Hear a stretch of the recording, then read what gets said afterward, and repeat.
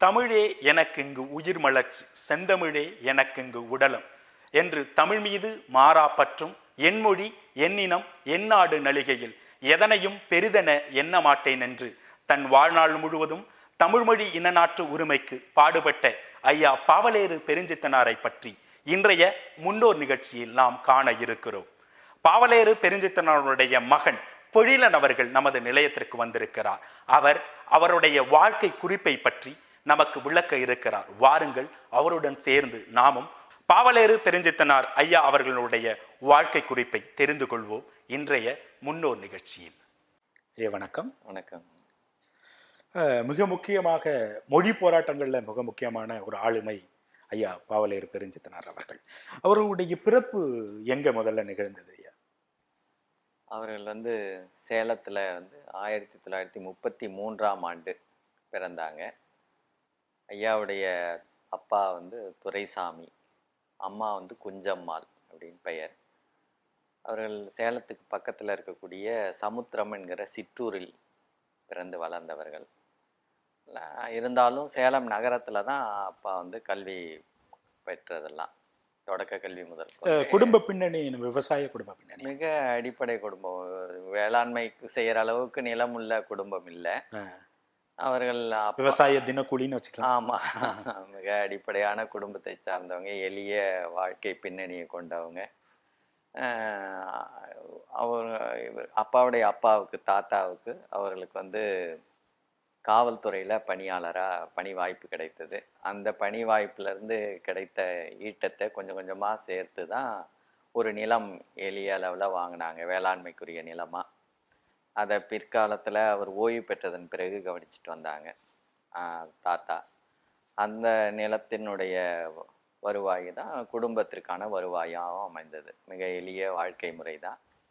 அந்த வாழ்க்கையில் இருந்ததுனால தான் அவருக்கு இயற்கையோட, அந்த சிற்றூர்புறத்திலேயே வாழ்ந்ததுனால இயற்கையோட மிகுந்த ஈடுபாடு அப்பாவுக்கு இருந்தது. அந்த இயற்கை ஈடுபாட்டோடையே காலங்கள் வரைக்கும் இயற்கையோடைய பயணப்பட்டது வந்தவங்க. அந்த இயற்கை தான் அவரை பாடல் தொடர்பான இயற்கை நலன்களை காட்சிப்படுத்தக்கூடிய உணர்வுகளை எல்லாம் அவருக்கு அளித்தது அந்த இயற்கையினுடைய ஈடுபாடு. கவிதை மொழி அங்கதான் பிறக்குது. ஆமா, பிறக்குது. அந்த இயற்கையோட இருந்ததுனால, அது இல்லாம அந்த சுற்றுப்புறம் முழுக்க மலை சார்ந்த பகுதிகள். அதனால இயற்கையினுடைய வளத்துக்கு நம்ம கொஞ்சமும் குறையில்லாத பகுதி. அது இல்லாமல் வான்வெளி மீதும் அவருக்கு ஒரு ஆறாத பற்றுதல் உண்டு. அதனால வான்வெளி தொடர்பாக அவருடைய பல பாடல்களை வான்வெளியை ஒரு சான்றோட இணைத்திருப்பாங்க. அது வளர்ந்து வருகிற பொழுதே அவருக்கு கலைத்துறையிலையும் ஈடுபாடுகள் இருந்தது. நகரத்தை நோக்கி பல்வேறு நிகழ்ச்சிகளில் கலந்து பார்வையாளராக இருந்து கேட்டறிந்துட்டு போனாங்க. பொதுவுடைமை இயக்கங்கள் நிறைய நிகழ்ச்சிகள் நடத்தியிருக்காங்க அந்த காலங்களில். அதிலெல்லாம் பார்த்து அவர்களுடைய பேச்சுகளெல்லாம் கேட்டறிந்திருக்கிறாங்க. பெரியாருடைய பேச்சுகளை நிறைய கேட்டறிந்து பெரியார் மீதான ஒரு ஈடுபாடு அதிகப்படியாக வந்தது. பெரியாருடைய இதெல்லாம் தன்னுடைய பள்ளி காலத்திலேயே தொடக்க நிலைகள்லேயே அவருக்கு அந்த ஈடுபாடு வந்துட்டது. அதனால தான் பெரியார் மீதான ஈடுபாட்டில் தான் அவர் கருப்பு சட்டையை கூட அணிந்திருந்தார். இடைக்காலத்தில் கருப்பு சட்டையை போட்டுக்கிட்டாங்க. அதுக்கப்புறம் பொதுவுடைமை இயக்கத்தினுடைய ஈடுபாட்டில் அவருக்கு சிவப்பு சட்டையும் அணிய தொடங்கிட்டார். இரண்டு ஈடுபாடுகளும் ஒரு சேர அவருக்கு ஒரே காலத்துல ஈடுபாடு உடையதா இருந்தது. மொழி புலமை, அந்த மொழி புலமைக்கு ஈடுபாடா இருந்ததுல இந்த இயற்கை ஈடுபாடு அப்போ பாவேந்தருடைய, பெரியாருடைய தொடர்போட கிடைத்த நிலையில பல இலக்கியங்களை படிக்கிறதுக்கு தூண்டலா இருந்தது பாவேந்தருடைய பாடல்கள். பாவேந்தருடைய பாடல்களை படிக்க தொடங்கினதன் பிறகு கூடுதலா இலக்கிய நாட்டம் அதிகமாக வந்தது. பள்ளி பருவத்தில் அவருக்கு பொன்னம்பலனார், அவருக்கு கிடைத்த தமிழாசிரியர்கள் எல்லாமே தமிழ் தொடர்பான ஆர்வத்தை ஊட்டக்கூடியவர்களாக இருந்தாங்க. அதில் குறிப்பாக சொல்ல வேண்டும் என்று சொன்னால் பொன்னம்பலனாரை சொல்லணும். அவர் மிக பெரும் தமிழ் ஆளுமைக்குரியவர். அதே போல் தமிழ்நாட்டு விடுதலை உணர்ச்சிக்கும் உரியவராக இருந்தார். அவர் திராவிடர் கழகத்தோட தொடர்புடையவராக இருந்தாலும் கூட மறைமலடிகளாரோடையும் தொடர்புடையவராக இருந்தார். அதனால தான் அவர் தமிழை மிக செழுமையாக பயன்படுத்த வேண்டும் என்பதும், தமிழை யாரும் பிழையாக எழுதுவார் என்றாலோ அல்லது பேசினார்களோ அவரெல்லாம் மிக மாணவ பருவத்தில் இருக்கக்கூடியவரெல்லாம் மிக தொடக்க நிலை பள்ளி ஆசிரியராக தான் அவர் இருந்தார். அவர் வந்து மிக கடுமையான நிலையில அதெல்லாம் கண்டித்திருக்கிறார். அதெல்லாம் அவருக்கு ரொம்ப ஈடுபாடா அமைஞ்சது. மொழி மீதான பற்றுதல் அதிகமானது. இந்த இந்தி எதிர்ப்பு போராட்டத்துல அந்த அந்த உணர்வையும் பொன்னம்பலனாரு தான் ஊட்டினது. அதன் பிறகு கொஞ்சம் மேல்நிலையில வந்து பாவாணர் ஐயா, மொழி ஞாயிறு பாவாணர்னு சொல்லக்கூடிய அவர் வந்து தேவனைய பாவாணர், அவர் ஆசிரியரா இருந்து அவருடைய ஐயாவுக்கு பாவாணரும் பாவாணருடைய கல்லூரி காலங்கள்ல இல்ல பள்ளி பருவம் மேல்நிலை பள்ளி அந்த மேல்நிலை பள்ளியில அவர் ஆசிரியரா இருக்கிற பொழுது தொடர்புகள் மிக மிக கூடி வந்திருந்த சூழல்.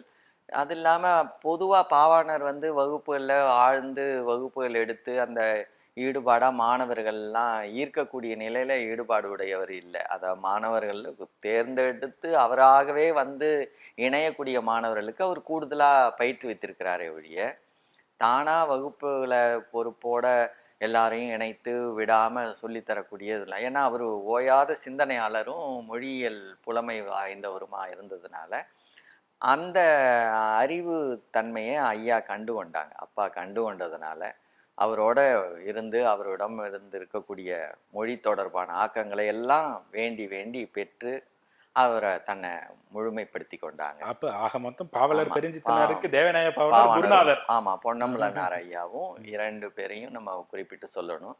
இவங்க அதனால பாவாணரைய முழு வழிகாட்டியா எடுத்துக்கிட்டாங்க மொழி நிலையில.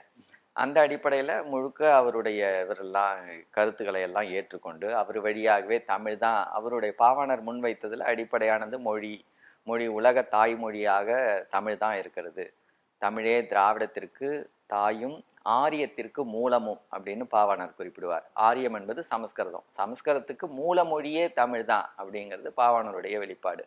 அதை ஐயா பாவலரேர் அவர்கள் அதை முழுக்க கருத்தா தன்னுடைய கொள்கை கருத்தா ஏற்றுக்கொண்டாங்க. அந்த மொழியோட இயற்பெயர் என்ன?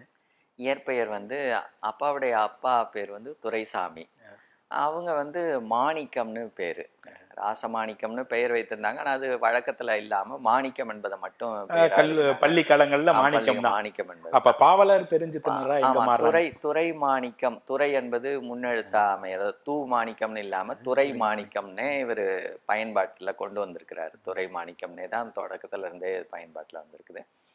இலக்கிய படைப்புகளுக்காக இவர் வந்து அதன் பிறகு வனத்துறையினுடைய கான்துறையினுடைய அலுவலரா மாறுறார். கல்வி காலத்தை முடிச்சதன் பிறகு மேல் படிப்பை முடிச்ச கல்லூரி அந்த இடைநிலை கல்வின்னு சொல்றாங்களே, இன்டர்மீடியட் அந்த காலத்துல இருந்து இருக்குது. அந்த இடைநிலை கல்வி முடித்ததன் பிறகு வாய்ப்பு கிடைக்குது, வேலை வாய்ப்பு. அந்த வேலையில போய் சேர்றாங்க. அப்ப அஞ்சட்டின்னு ஒரு ஊர், தகடூர் மாவட்டம், தருமபுரி மாவட்டத்துல.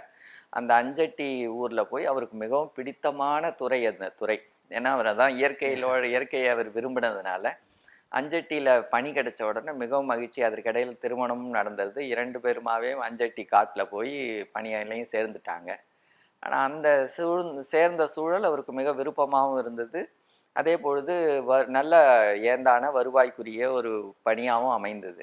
ஆனா அதற்கு இடையில புதுச்சேரியில அஞ்சல் துறையிலையும் கிடைக்குது. போஸ்டல் அஞ்சல் துறையிலையும் அவருக்கு பணி கிடைக்குது. கிடைத்த உடனே அவர் உடனே மிக மகிழ்ச்சி அடைஞ்சு தான் மிக விரும்பின அந்த அஞ்சட்டியில இருக்கக்கூடிய அந்த கான்துறையை கூட விட்டுட்டு போயிடுறாரு. ஏன் விட்டுட்டாருன்னா புதுச்சேரியில கிடைச்சதுன்னா பாவேந்தருடைய நெருக்கம் கிடைத்திடும் அப்படிங்கிற ஒரே காரணத்துக்காக அதையும் விட்டுட்டு நேரடியா புதுவையில வந்து இணைந்துட்டாங்க. அப்ப புதுச்சேரியில வந்து பாவேந்தர புரட்சி பாவலர் பாரதிதாசனாரோட முதல்ல அதற்கு முன்பே பார்க்கறதுக்கான முயற்சி நடக்குது. அதெல்லாம் அவருடைய வரலாற்று நூல்ல குறிப்பிட்டிருக்குது. அவர் பாவேந்தரை பார்த்ததன் பிறகு அதற்கு முன்பா இவர் எழுதின தன்னுடைய 14 அகவையிலேயே கொய்யாக்கனின்னு ஒரு நூல் அவர் எழுதிடுறாங்க. 14 வயதிலேயே பூக்காரின்னு ஒரு முன்னால ஒரு நூல். அந்த நூலினுடைய இணைப்பாதான் கொய்யாக்கனின்னு திருத்தமா அதையே எழுதுறாங்க. அந்த கொய்யாக்கனி நூலை வந்து பாவேந்தர்கிட்ட கொடுத்து அந்த நிகழ்வு வந்து வாங்குறாங்க. அதற்கு தான் முன்னுரை கேட்கவும் இல்லை, அதை சிறப்படுத்தவும் இல்லை, ஐயாட்ட கொடுத்து காட்டணும் அப்படின்னு பாவேந்தர் ஐயாட்ட கொடுத்து காட்டுறாங்க. ஒரு நதி எப்படி கடல்ல போய் கிடக்குதோ அவ்வளோ விடயங்களை கடந்து பாவேந்தர்கிட்ட போய் சேர்ந்திருக்கிறாங்க. பாவேந்தர்கிட்ட போனதன் பிறகு பாவேந்தர் அந்த நூலை தொடக்கத்துல பார்த்த பிறகு இவர் எல்லாரும் வருகிறத பார்த்து இவரை எல்லாரையும் போல இவரும் ஒருவர் அப்படிங்கிறத கருத்தோட்டத்துலதான் முதல்ல ஈடுபாடா பாவேந்தர் அணுகல. படிக்கிற காலத்துலலாம் உங்களுக்கெல்லாம் எழுத்தெல்லாம் தேவையா, போய் நல்லா படிங்க அப்படின்னு முதல் இதற்காகவே சேலத்துல இருந்து வந்தவரை திருப்பி அனுப்பிடுறார். அதன் பிறகு அவரு அந்த நூலை பார்த்தாரான்னு தெரியல, அடடா அவரை விட்டுட்டோமே அப்படிங்கிறத போல எண்ணியிருப்பார் போல இருக்கு. அப்பா அஞ்சட்டியில இருந்து மீண்டும் சந்திக்கிறதுக்கு போன பொழுது அவருடைய பாவேந்தருடைய மகன் மன்னர் மகனை அழைத்து, அப்பா எங்கெங்கயோ தேடிட்டு இருந்தமே, விட்டுட்டோமே, இதோ நிக்கிறாரு பாருப்பா அப்படின்னு அப்படி வரவேற்றிருக்கிறார். அது ரொம்ப மகிழ்ச்சி. அதன் பிறகு அந்த நூலை வாங்கி அவராக படித்து நம்ம அச்சகத்திலே அச்சிடுப்பா அப்படின்னு மன்னர் மன்னன்ட்ட அவர் அச்சகம் அப்பொழுது வச்சிருந்தாரு பாவேந்தர். அதுலேயே அச்சிட்டு அவருடைய செலவிலேயே முதலீட்டிலேயே அச்சிட்டு அப்பா கேட்காமலே, பெரும்பாலும் அவர்கிட்ட எல்லாரும் அணிந்துரை கேட்கறதுக்கு பலரும் ரொம்ப வேண்டி கொண்டிருந்த காலம். ஆனா பாவேந்தரே தானா எழுதின பாடல் அது. கள்ளம் எப்படி அப்படி கடுகளவும் இல்லாத நெஞ்சினார் அப்படின்னு. அந்த பாடல் அந்த வரிகள்ல பாதி வரி ஐயாவை பற்றி தான், மீதிதான் நூலை பற்றி, ஐயாவை பற்றி. கள்ளம் எப்படி அப்படி கடுகளவும் இல்லாத நெஞ்சினார், கனிகள் எப்படி அப்படி முத்தமிழின் மேல் அன்பர் அப்படின்னு அதை எழுதிட்டு கடைசியில குறைகடல் எப்படி அப்படி இல்லா நிறையான துறைமாணிக்கனார்னு எழுதியிருப்பாங்க. அவ்வளவு தெளிவான அந்த வரிகளோட அந்த பாடல் அமைந்திருக்கும். அணிந்துரையிலேயே பாடல். அந்த பாடலினுடைய சிறப்புலே அந்த இதை குறித்திருப்பாங்க. கனிகள் எப்படி அப்படி போன்ற முத்தமிழின் மேல் அன்பர், குள்ளம் எப்படி அப்படி இலா பெருங்கொள்கை உடையார், குறைகடல் எப்படி அப்படி குணநிறை துறைமாணிக்கனார். அந்த துறைமாணிக்கனார் என்பதை அந்த முதல் பாதி பகுதிகளிலேயே அதை நிறைவு செய்து அதை கொடுத்துருப்பாங்க. அப்படியான நிலையில் அந்த நூல் தான் முதல் நூலாக வெளிவந்தது. அதன் பிறகு அங்கே இருக்கிற பொழுது அவருக்கு தூய தமிழ். இப்ப அஞ்சட்டியிலிருந்து பாண்டிச்சேரிக்கு போயாச்சு, புதுச்சேரி போயாச்சு. புதுச்சேரியில வந்ததன் பிறகு புதுச்சேரியிலேயே இருக்கிறார். இப்ப இவங்களுடைய திருமணம் என்பதும் குடும்பத்துல அப்பாவுடைய அப்பா முழுமையாக காவல்துறையில பணியாளரா இணைந்ததுனால கொஞ்சம் வருவாய்க்குரிய வாழ்க்கையும் அமைந்து விட்ட பிறகு இவரையும் கல்லூரி அளவுல படிக்க வைத்திருக்கிறதுனால ஒரு தேர்ந்த இணையரா ஒரு நல்ல வளமான நிலையில செய்யணும் அப்படிங்கிற எண்ணம் அவங்க குடும்பத்தாரிடம் இருந்தது. தன்னுடைய தந்தைக்கு ஒரு காலகட்டத்தில் விவசாய தினக்கூலியா இருந்த குடும்பம் காவல்துறைக்கு வந்ததுனால கொஞ்சம் ஒரு அடிப்படை இருந்தோடையும் கல்லூரி அளவுல படித்துட்டதுனால அந்த காலத்துல அதனால ஒரு நல்ல இணையா செய்யணும் அப்படின்னு எண்ணம் வந்தது. தங்களுடைய குடும்ப நிலையை காட்டிலும் மிக ஏழ்மையான நிலையில இருந்த அம்மா அவங்கள அப்பா விரும்பி திருமணம் செய்து கொண்டது குடும்பத்தாரிடம் உடன்பாடு இல்லாம இருந்தது. அந்த உடன்பாடு இல்லாத நிலையில தான் இவங்க குடும்பத்தினுடைய உறவு இல்லாம விலகி வந்துடுறாங்க. விலகி வரந்தோன்னு இவர் அந்த தொடக்க காலத்துல ஏறத்தாழ தன்னுடைய 18-20 வயதிலேயே அம்மாவிடம் போட்ட முதல் இப்ப நம்ம நிறைய பெரும்பாலும் பெண்ணுரிமை பேசுகிறவர்களும் சரி, பெண்ணுரிமை பேசுகிற இணையர்களை ஏற்றுக்கொள்ளுகிறவர்களும் சரி, அப்பாவினுடைய அந்த தொடக்க நிலை அந்த கருத்துக்களை எண்ணி பார்க்கணும்ன்றத நான் ரொம்ப அருமையா ஒரு பெண்ணினுடைய விடுதலைக்கு அவங்க பேசிருக்கிற 20 வயதுல பேசின விடயங்கள் ரொம்ப ஆச்சரியமாவும், அதுவும் அந்த காலகட்டத்துல பேசுறது இன்னும் ஆச்சரியமா இருக்கு. பட்டுப்புடவைக்கோ நகைகளுக்கோ எண்ணி கொண்டிருந்தா இப்பொழுதே நீ வீட்டுக்கு போயிடலாம், இதெல்லாம் வேண்டாம், நமக்கு வாழ்க்கையில இந்த மொழிக்காகவும் இனத்திற்காகவும் நம்முடைய வாழ்க்கைங்கிறது ஒரு பெருத்த வாழ்க்கையா அமையும், அதனால அந்த உணர்வுகளெல்லாம் தவிர்த்து விட்டு நம்ம இணையர்களாக இணையலாம், அதை நோக்கி வரவும் அப்படின்னு சொல்லி அழைத்திருக்காங்க. வீட்டை விட்டு வெளியே வருகிற பொழுது ஒரு பாய் ஒரு செம்பு, அந்த செம்பை நீண்ட காலம் வச்சிருந்த அப்பா எல்லாத்துக்கிட்டையும் காட்டுவாங்க. அந்த பாய் ஒரு செம்பு ஒரு பெட்டி, இது 3ஓட வெளியே வந்தாங்க. முழுக்க அவர் இந்த தமிழுக்காகவே அப்பொழுதிருந்தே தன்னை ஒப்புவித்து கொண்டாங்க. அப்படித்தான் பாவேந்தரோட இணைந்ததன் பிறகு இவருக்கு அஞ்சல் துறையில இருந்த வருவாய் வச்சுட்டு எளிய வீட்டை வாடகைக்கு எடுத்து அதுலயே இருந்து அந்த வருவாயை கொண்டே தன்னுடைய வாழ்க்கையை அமைத்து. எத்தனை பிள்ளைகள் ஐயா? ஐயாவுக்கு 6 பிள்ளைகள், 2 ஆண் மக்கள், 4 பெண்கள்.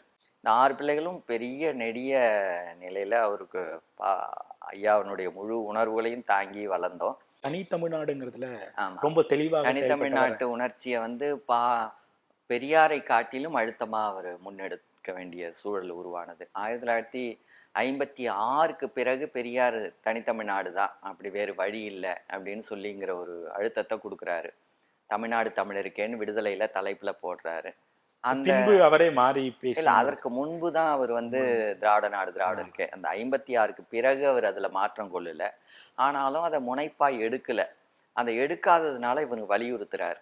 70கள் எல்லாம் வலியுறுத்துறார். 72ல தமிழ்நாட்டு விடுதலைக்காக தென்மொழியினுடைய கொள்கை செயற்பாட்டு மாநாடு. தென்மொழியினுடைய கொள்கை என்பது தமிழ் நிலத்தை மீட்போம் என்பதுதான். அதனால தென்மொழி கொள்கை செயற்பாட்டு மாநாடு அப்படின்னு மாநாட்டை 72ல திருச்சியில முதல் மாநாடா, வரலாற்றிலேயே தமிழக வரலாற்றிலேயே அதுதான் முதல் விடுதலை மாநாடாக அமைஞ்சது. தமிழ்நாட்டு விடுதலைக்குன்னு ஒரு மாநாடு நடந்ததுன்னா அதுதான் முதல் மாநாடா அமைக்கப்பட்டது. அது ஐயா பெருஞ்சித்திரனார் அவங்க தான் நடத்தினாங்க.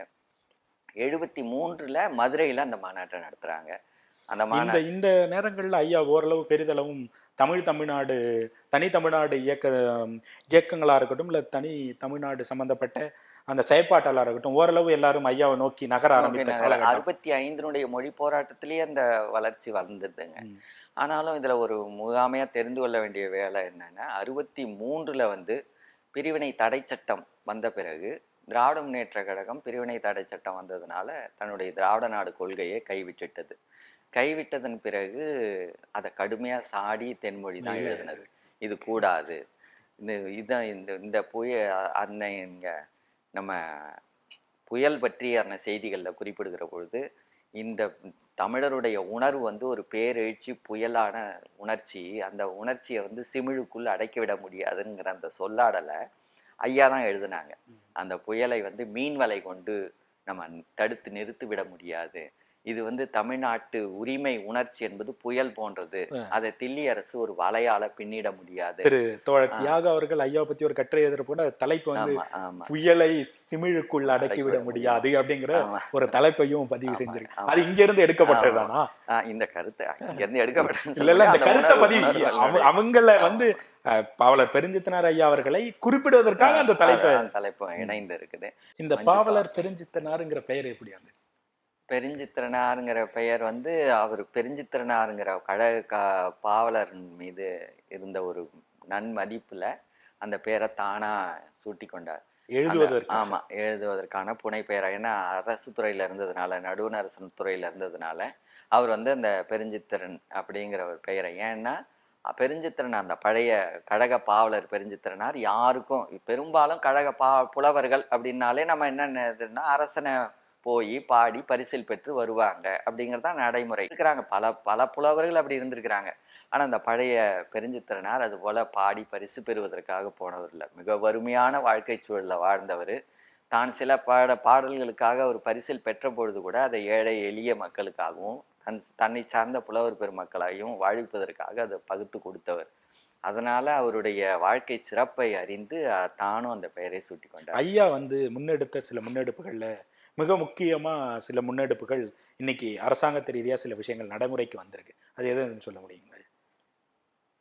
அரசு தொடர்பான நடைமுறைக்கு அவர் அதாவது மேலிட்டு கோட்டின விஷயங்கள் சில விஷயங்கள் நிறைய, அதாவது எல்லா நிகழ்வுகளையும் சொல்லலாம். பெரும்பாலும் தமிழ் தொடர்பான பல பதிவுகள் வந்து தென்மொழியை எடுத்து சுட்டி காட்டுனதுதான் பாவலரர் ஐயா சுட்டி காட்டினதுதான். இன்றைக்கு இயல்பாகவே பேச்சு வழக்குகள்ல கூட தமிழ் வந்து இந்த அளவுக்காவது காக்கப்பட்டு இருக்குதுன்னு சொன்னா தென்மொழியினுடைய உழைப்பு தான், அதை மறுக்கவே முடியாது. ஏன்னா சமஸ்கிருதத்தினுடைய வழக்காடல்கள்ல தான் பழகி கொண்டிருந்த காலம், பேச்சு வழக்குகள் அப்படிதான் ஐயா வந்ததுக்கு அப்புறம் தான் இது தென்மொழியினுடைய பதிவு. அவருடைய பெரும் உழைப்பு தான் பலரையும் தமிழ் தொடர்பான அனைவர்களையும் நம்ம இன்றைக்கு ஓரளவு தமிழ் மொழி வந்து அந்த அளவுக்காவது சமஸ்கிருதம் இல்லாமல் பேச்சு வழக்குல இருக்குன்னா அது தென்மொழியினுடைய. இன்றைக்கு வந்து தனித்தமிழ் தொடர்பாவோ தமிழ் உணர்வு தொடர்பாவோ அல்லது தமிழர்களுடைய உரிமை தொடர்பாவோ இயக்கங்கள் நடத்தக்கூடிய அனைவருமே தென்மொழியினுடைய பாசறையிலிருந்து வளர்ந்து வந்தவங்க தான். யாரையுமே மாற்றி சொல்ல முடியாது. நீங்க தமிழ் அமைச்சர்களாக வரக்கூடிய தமிழ்துறை அமைச்சர்களா வந்த தமிழ் குடிமகனாகட்டும், அதன் பிறகு காளிமுத்தாகட்டும், வேற யாராகட்டும், தமிழ் தொடர்பான யார் இந்த பக்கம்னாலும் அதிமுகனாலும் சரி, அது திமுகனாலும் சரி, எந்த கட்சியை சார்ந்தவர்களானாலும் சரி, எந்த பேராய் கட்சி அவர்களுடைய எழுத்து புலமையும் மொழி புலமையும் பார்க்கும்போது அப்படியே ஐயாவோட ஒத்து வரா மாதிரியா இருக்கு. தென்மொழி காளிமுத்து அவர்கள் பேசும் பொழுது கூட ஆமா பொழுது புலர்ந்தது புன்னைக்கு பூக்கள் பூத்து குலுங்கும் நேரம் இது அப்படின்னு ஆரம்பிக்கும் போது ஐயாவுடைய அந்த எழுத்து புலமையும் அவருடைய பேச்சு புலமையும் இரண்டும் சேர்த்து இருக்கிற மாதிரி இருக்கு சில இடங்கள். இந்த பாசறையில வளர்ந்தது. ஆமா, முழுக்க இந்த இதுல இருந்து வளர்ந்து போனவங்க தான் இது. அந்த உணர்வோட அவர் அதனுடைய மொழி புலமையோட இருந்தது மட்டுமல்ல, அவர் எந்த இதுலயுமே யாரிடமுமே பணிந்து போய் எதையும் இது பண்ணலைங்க.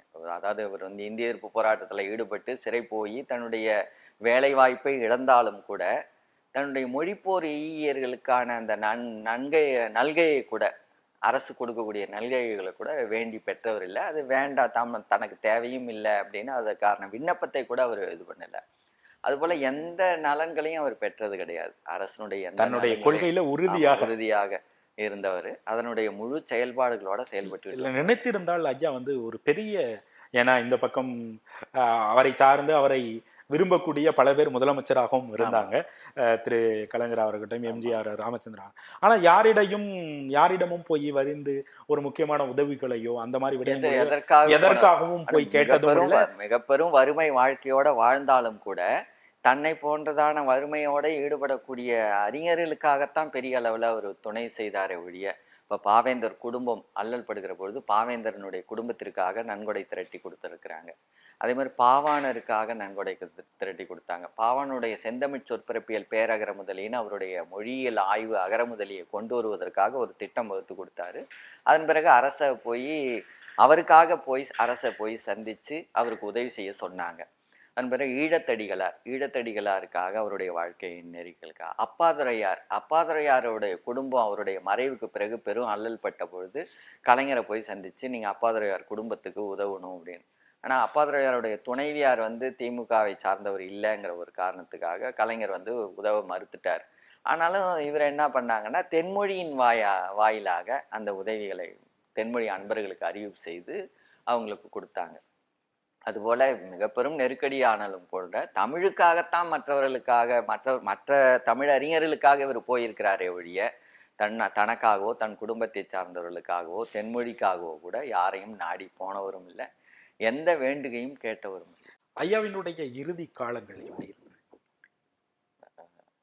இறுதி காலம்ங்கிறதுக்கு முன்பாக நம்ம இன்னும் இலக்கியங்கள்ல அவருடைய படைப்பாக்கங்கள் நிறைய இருக்குங்க. நம்ம அவருடைய இலக்கிய படைப்புகள் அந்த தொடக்க கால நிலைகள்ல இந்திய எதிர்ப்பு போராட்டம் நடக்கிற பொழுதே தமிழ் நானூறுன்னு ஒன்றை, எப்படி நம்ம புறநானூறு அகநானூறுன்னு நம்ம தெரிந்து வச்சிருப்போமோ அது போல தமிழ் நானூறு அப்படின்னு தமிழுக்காக ஈகம் செய்தவர்களுக்கெல்லாம் நம்ம இணைத்து ஒரு நானூறு படைக்க வேண்டுங்கிற ஒரு ஆர்வத்துல தென்மொழியிலேயே அறிவிப்பு கொடுத்து பல பாடல் ஆசிரியர்கள் எல்லாம் இணைத்து அதுல அந்த தமிழ் நானூறு தொடங்கினாங்க. அது நிறைய பேர் எழுதியிருக்கிறாங்க. மாயிலை தங்கப்பா, மகிபை பாவிசைக்கோ, இரும்புரை, புலவர் இறைக்குருவனார் எல்லாரும் அதுல படைப்பாக்கங்களை செய்திருக்காங்க. அதுல பிறகு அது ஒழுங்கமைவா தொடரல. அதனால நூறாசிரியம்னு ஒரு நூல் எழுதினாங்க. 100 ஆசிரிய பாக்களை கொண்டது. அது உலகியல் 100 அப்படின்லாம். அது பிள்ளைகளுக்காக பள்ளிப்பறவைகள்னு ஒரு நூல் எழுதியிருக்கிறாங்க. அதே போல கழுதை அழுத கதை சிறுவர்களுக்காக கழுதை அழுத கதை அப்படின்னு எல்லாரும் பல விலங்குகளை பத்தி அதனுடைய சிறப்புகள்லாம் எழுதும்போது கழுதை அழுத கதைன்னு ஒரு புனை இலக்கியம், ரொம்ப அருமையான இலக்கியம். ஆனா அந்த கழுதைகள் வந்து மாந்தனுடைய இழிவை பத்தி அதுங்க பேசிக்குதுங்க. அது போல அந்த படைப்பாக்கத்துக்குள்ளாரே செய்திகள் உள்ளட ரொம்ப சுவையான இலக்கிய நூல் அது. இது போல அவருடைய இலக்கிய பேராற்றல்ல அந்த இலக்கியங்கள் எல்லாம் அவருடைய ரொம்ப ஈடுபாட்டுடைய அந்த இலக்கிய ஆர்வம் அவருக்கு இருந்தாலும் கூட இந்த நாட்டு அடிமைத்தன்மை என்பது அவரை வந்து உள்ளத்தை ரொம்ப வருத்தி தான் முழுக்க இதுல ஈடுபட வந்திருக்கிறார். அதனால இறுதி காலத்துல 93ல ஒரு தடாவில் இருந்து வெளியே வந்ததன் பிறகு உடல் நலம் கொஞ்சம் கொஞ்சமா குன்றுனது பிறகு மட்டுமல்லாம அப்ப ஜெயலலிதாவினுடைய முழு ஆட்சி தடா நாயகியாக இருந்து ஜெயலலிதாவை கடுமையா எதிர்த்து மிக கண்டிச்சு இது பண்ணாரு. இந்திய அரசனுடைய செயல்களை மிக கடுமையா சாடினவர். அதனால எந்த சூழல்கள்லையும் அவர் வந்து பின்னடையில. தமிழ் வழி கல்விக்காக அந்த தொடர் போராட்டங்கள் எல்லா போராட்டங்கள்லையும் கடுமையா கலந்து கொண்டாரு. தமிழ் வழிக்கான கல்வி வந்து மிக பெரும் நெருக்கடிக்கு உள்ளான காலம் அந்த காலம் 95. 95ல் தான் மறைவுறாங்க. சூன் மாதம். அந்த 95வது ஆண்டுல வந்து 8வது உலகத்தமிழ் மாநாடு தஞ்சையில நடக்குது. அந்த மாநாட்டுல வந்து முழுக்க முழுக்க தமிழுக்காக சொல்லப்பட்டதா இருந்தாலும் கூட, இந்த சென்னை தமிழகத்துல நடந்தது 3 உலகத்தமிழ் மாநாடுகள். சென்னை மாநாடு ஒன்று, அது அண்ணாவினுடைய தலைமையில. 2வது மாநாடு 81ல மதுரையில மாகோ ராமச்சந்திரனார், எம்ஜி ராமச்சந்திரன் அவருடைய காலத்துல. 95ல ஜெயலலிதா அம்மையார் அவங்களுடைய பொறுப்புல. சென்னை மாநாட்டிலேயே அண்ணாவுடைய காலத்திலேயே பாவாணர் அழைக்கப்படாம மற்றவர்கள் எல்லாம் தமிழ் தொடர்பா இது பண்ணது. இந்த வருத்தம் தான் உலகத்தமிழ் கழகத்தை தொடங்கணுங்கிற ஒரு உணர்வு ஐயாவுக்கு மிக அழுத்தமா வந்தது. பாவாணருக்கு சரியான இணைப்பை கொடுக்கலையேன்னு. அது மாதிரி சென்னை இது மதுரை மாநாட்டிலையும் பாவலரேறு முதல்ல அழைக்கப்பட்டிருந்தாரு நிகழ்ச்சியில கலந்து கொள்வதற்காக. அப்புறம் தில்லியிலிருந்து வந்த அழுத்தத்தினால அந்த நீக்கப்பட்டு, காளிமுத்து வந்து எழுதின மடலே இருந்தது, ஐயாவுக்கு வந்து நீங்க வந்து கட்டாயம் மாநாட்டில் கலந்து கொள்ளணும்னு. பிறகு அழைச்சி வேண்டாம் அப்படின்னு மறுத்துட்டாங்க. இது காரணம் என்ன? தில்லி அரசு. அப்ப தில்லி அரசனுடைய நெருக்கடிகளை மிக கடுமையா சாடிக்கொண்டே வந்தது தான் இப்போ ஒரே காரணம். 95ல் அதே போல உலகத்தமிழ் மாநாடுன்னு நீங்க வந்து எல்லா உலகம் பூரா இருக்கக்கூடிய தமிழர்களுக்கெல்லாம் நலம் செய்யறது போல நீங்க செய்துட்டு ஏமாற்றிட்டு தமிழை இங்க முழுக்க முழுக்க அடிமைப்படுத்தி தமிழ் வழி கல்வியே தடை செய்யறீங்க. அப்ப தமிழ் வழி கல்விக்கான வழியை செய்யாம இந்த மாநாடு நிறைவேற முடியாது. உலக தமிழறிஞர்கள்லாம் வருவது என்பது அவர்கள் இங்க அறியாத நிலையில வருகிறாங்கிறத கண்டிச்சுதான் அந்த மாநாட்டுல ஒரு போராட்டத்தை முன் வச்சாங்க. அந்த போராட்டத்துல மிக பெரும் தாக்குதலா நடந்தது. அதுல குறிப்பா ஐயா வந்து கைப்பிடிச்சு இழுத்துறாங்க காவல்துறை. இழுத்து அதுல சிறைப்படுத்திச்சாங்க. ஆனா உலக அளவுல மிக பெரும் கண்டனங்கள் எழுந்தது. அதனாலே தமிழக அரசுக்கும் இந்திய அரசுக்கும் மிக பெரும் வெறுப்பு இவங்க மேல. இவரை அடக்குவது என்பது தமிழ்நாட்டினுடைய உணர்ச்சியை அடக்கி விடலான்னு இந்திய அரசு சிந்திச்சது. அதற்கு முழு பக்க வலுவா ஜெயலலிதா அம்மையார் அவங்களும் இருந்து இதற்காக மிக பெரும் அடக்குமுறையை செய்தாங்க. அடக்குமுறைன்னா கடுமையான அடக்குமுறை. அவங்க தடாவில் சிறைப்படுத்துகிற பொழுது ஏறத்தாழ 200-300 காவல்துறையினர் வீட்டை சுற்றி வந்து அப்படியே கூட்டிகிட்டு போனாங்க. மிகப்பெரும் அடக்குமுறைகளை சந்திச்ச அந்த காலம். ஆனால் சிறையிலையும் இதுலேயும் இருந்து அவர் விடாமுயற்சியோட முழு தனி ஒருவராகவே இருந்து இதை எதிர்கொண்டாங்க. அந்த எதிர்கொண்ட இந்த நேரங்கள் எல்லாமே மற்ற இயக்கங்களும் கொஞ்சம் அடக்குமுறையினால அமைவு பெற்ற கால சூழல் அது. அதனால அந்த சூழல்களில் நெருக்கடிகள்னாலேயே உடல்நலம் குன்றி அவருக்கு கடுமையான காய்ச்சல் வந்து அந்த காய்ச்சல் காலத்துல எழுதின அந்த கடைசி பாடல் கூட மிக நெஞ்சத்தை உருக்கக்கூடிய பாடல். அந்த பாடல் பாடல்ல முழுக்க தன்னுடைய அவலச்சுவைகள் நிலைகள் எல்லாம் எழுதிட்டு, அப்படி இருந்தாலும் கூட நான் வந்து இந்த மாதிரியான சூழல்ல நான் என்னால எதுவும் இயங்க முடியலையேங்கிற வருத்தத்தையும் அந்த பாடல் எழுதியிருப்பார். காய்ச்சல் என்னை மேய்ச்சல் கொண்டது அப்படின்னு அந்த பாடலினுடைய தலைப்பு. படுக்கையிலேயே இருந்து எழுதின பாடல். அந்த பாடல் மிகவும் அழுகை தரக்கூடிய பாடல் வரிகள். அந்த பாடல் வரிகள் அந்த காலத்துலயும் அந்த சூழல்லையும் அவருடைய எழுதின அந்த கையெழுத்தோடையே நம்ம அந்த பாடலை பதிப்பிச்சிருக்கிறோம். அதன் பிறகு அதுபோல அவருடைய உணர்வுகள் வந்து கொஞ்சம் கூட இறுதி நேரம் வரையும் கூட குன்றாத உணர்வு. அப்படியாக ஒருவரை நாம வரலாற்றை தேடி பெறவே முடியாது. அவருடைய இழப்பு வந்து அவருக்கான இழப்பல்ல, இந்த தமிழ் இனத்தினுடைய தமிழ்நாட்டு உரிமைக்காக நாம் இழந்து விட்ட பேரிழப்பு. இந்த பேரிழப்புகள் வந்து நிறைவு செய்யப்பட வேண்டிய பேரிழப்பு. இந்த பேரிழப்பு அவருடைய நாட்டு உரிமை உணர்ச்சியை நிறைவு செய்வதற்கு எதிர்காலம் வரலாம். ஆனா அவருடைய மொழியியல் புலமையை நிறைவு செய்வதற்கு காலத்தால யாரும் வருவார்களா என்பது ஐயம். ஏன்னா அப்படியான ஒரு மொழி ஆளுமை கொண்டவர், அப்படியான இலக்கிய புலமை கொண்டவர், அப்படியான இலக்கிய புலமையும் மொழியியல் ஆளுமையும் நாட்டு உரிமை உணர்ச்சியும் கொண்ட ஒரு தலைமை மீண்டும் தமிழகத்திற்கு கிடைப்பது அரிது. நீங்க பாவலர் பெருஞ்சித்தினார் ஐயாவை உங்களது தந்தையாக மறந்துவிட்டு அவரை ஒரே வரியில நீங்க சொல்லணும்னா என்னவா சொல்லுங்க? எனக்கு நான் கல்லூரி காலங்கள் அளவில் தான் ஓரளவுக்கு நான் புற அரசியலும் அக அரசியலும் நான் சின்ன பிள்ளையாரா இருக்கும் போதே தந்தையாகவும் பார்க்கல. அவரை தலைவர் போலவே வழிபட்டு அவருடனே போய் வந்திருக்கிறோம். கூட்டங்கள்ல கலந்து கொண்டது, பேசுனது, படித்தது எல்லாமே எல்லாமே ஞாபகம் எல்லாமே அவருடைய பாடல்கள் எல்லாம் மனப்பாடம் செய்து கொண்டது. சின்ன பிள்ளையில இருந்தே பாடிட்டு வந்தது. இதெல்லாம் அவருடைய ஓடிக்கொண்டிருந்த காலம். தென்மொழி எல்லாம் நாங்களும் எல்லா நிகழ்வுகள்லையும் கொண்டு போய் விற்பனை பண்ணுவோம், நூல்களை விற்பனை பண்ணுவோம், நிகழ்ச்சிகளில் கலந்து கொள்வோம் எல்லாமே. புற அரசியல்னு சொல்லுகிற பொழுது பெரியார்னா என்ன, சாதி ஒழிப்புனா என்ன, அம்பேத்கருடைய கருத்துக்கள் என்ன, மார்க்சியம் என்ன சொல்லுகிறது, லெனினியம் என்ன சொல்லுகிறது, மாவோ என்ன சொல்லுகிறது, இதெல்லாம் தேடி பெற பெற பெற நமக்கு இன்னும் கூடுதலான வலுதான் கிடைத்தது. அப்ப தென்மொழி என்பதும் பாவலரேறு ஐயா அவர்கள் எடுத்துக்கொண்ட வழிமுறையும் மிக சரியான பொருத்தப்பாடு உடையதுதான். எப்படி சீனத்துக்கு ஒரு மாவோ கிடைத்தாரோ அது போல தமிழ்நாட்டிற்கு ஒரு பாவலரேறு கிடைச்சாருன்னு தான் நாங்க பார்த்தோம். இன்னும் கூடுதலா நான் புரிந்து கொண்டேன். இன்னும் சொன்னா எல்லாத்தையும் தேடி படிக்கும்போது எல்லாமே இங்கே இருந்திருக்கு, எல்லாமே இங்கே இருந்திருக்கு. மெய்யியல் அடிப்படையில பெரிய நம்ம திருவள்ளுவத்தினுடைய அடி வேரை கொண்டு வந்து அப்படியே கொண்டு வந்து தமிழர் மெய்யியலா கொண்டு வந்து காட்டணும் அப்படின்னு அவருடைய ஊற்றம் வந்தது. அவருடைய ஊற்றத்தினுடைய அறிவு பேரு பரப்பை எல்லாம் நாம பெறுவதற்கான வாய்ப்பு இல்லாம போயிட்டதே அப்படிங்கிறத நம்ம அவருடைய இப்பொழுதைய பழைய இலக்கியங்களை எல்லாம் படிக்கிற பொழுதெல்லாம் நான் மீண்டும் மீண்டும் இப்போ எண்ணிக்கொண்டு இருக்கிறேன்.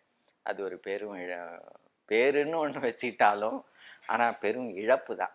அவரை அறிய அறிய அறிய நம்மளுடைய இழப்புகள் தான் அதிகமா தெரிகிறது. அவருடைய பேருழைப்புல அவர் உயர்ந்து நிற்கிறாரு. தமிழ் இனத்தை எப்படியாவது உயர்த்தி விட வேண்டுங்கிறது அவருடைய ஆர்வம். ஆனாலும் அதற்கான உழைப்புகள் கட்டாயம் நமக்கு தேவை அப்படிங்கிறது நமக்கு உள்ளத்தை ஊக்கப்படுத்துகிறது. அதுல இருந்துதான் நம்மளும் விடாம அந்த உணர்ச்சியோட செயல்பட்டு இருக்கிறோம். எங்களது தமிழ் முன்னோர்கள் நிகழ்ச்சிக்கு வருகை தந்து இவ்வளவு பெரிய மொழி ஆளுமை தனித்தமிழ்நாட்டையும் இனவியல் பற்றியும் சிறார்கள் இலக்கியம் பற்றியும் இந்த மண்ணுக்கும் இந்த மக்களுக்கும் ஆற்றிய பாவலர் பெருஞ்சித்தனார் அவர்களை பற்றி அவரை தலைவராகவும் அவர் தன்னுடைய தந்தையாகவும் இருந்து நீங்கள் அவரை முழுமையாக கவனித்து வந்தவர் நீங்கள் பதிவு செய்தது இந்த தமிழ் முன்னோர்கள் நிகழ்ச்சிக்கு பெரும் பெருமையும் நம்பிக்கையும் கொடுத்திருக்கிறது. ஐயாவை இந்த நிகழ்ச்சி மூலம் இளைஞர்கள் கண்டுகொள்ளட்டும். நீங்கள் எங்கள் நிலையத்துக்கு வந்ததற்கு மிக்க நன்றி. மகிழ்ச்சி. நன்றிங்க.